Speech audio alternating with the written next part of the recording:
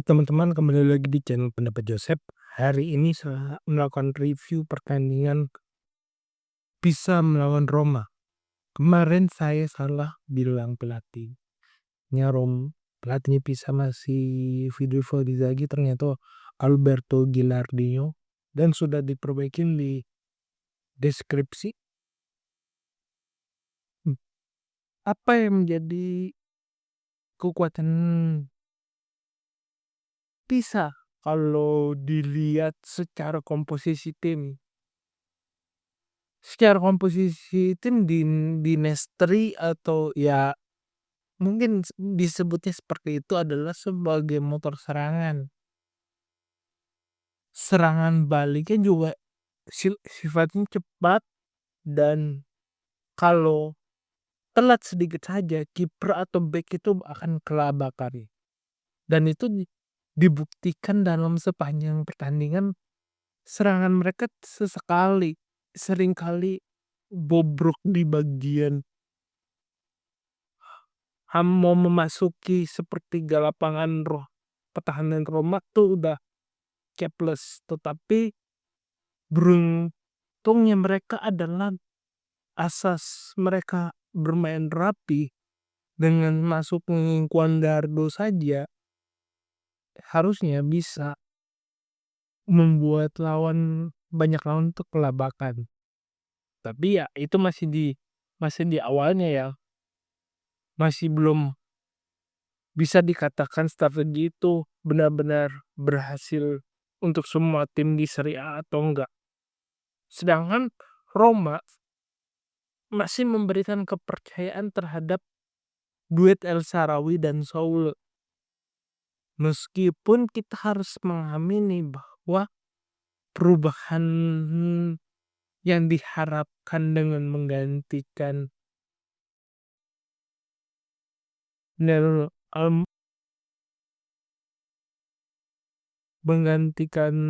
Shaarawy nantinya ada Alnoni atau Bailey, itu kan akan menjadi sebuah perdebatan, karena pada akhirnya ya sayap Roma lebih unggul secara sayap di dua lawan ini. Tetapi ya saat kita mendedahnya ke banyak pemain, tidak begitu tidak begitu membuktikan bahwasanya Roma memang krisis sayap, makanya harus beli pemain sayap untuk membantu El Shaarawy dan kawan-kawan untuk memperkuat penyerangan Roma. Yang jadi permasalahan adalah sepanjang pertandingan babak pertama adalah El Shaarawy ya mungkin juga karena usia dia mulai kehilangan kesempatan, bahkan banyak umpan-umpannya ataupun operannya yang dia berikan itu mudah terbaca oleh bek-bek Pisa. Permainan Pisa memang cukup ya standar, tetapi kalau dilihat lagi bagaimana dia bisa menekan permainan Roma, ya itu cukup bagus, di mana backs back sayapnya atau sayap kirinya memang bisa melakukan penetrasi bukan penetrasi, mundur ke belakang, menjaga kedalaman. Dan sangat penting pada saat kita menjaga kedalaman, sangat akan sulit bagi pemain yang berposisi menyerang untuk melakukan tekanan di kotak penalti. Dan itu yang terjadi di Roma, di mana Soule yang bermain di sisi kanan juga bermain di sayap. Dia juga rada sombong juga bisa dikatakan. El Shaarawy bermain di kiri pun tidak begitu bagus. Iya, berapa kali dilanggar, tetapi kan pada saat sebelum dia dilanggar dan mengalami cedera, dia tidak bisa melakukan tugasnya bagaimana dia bisa menusuk langsung ke kotak penalti, memberikan umpan.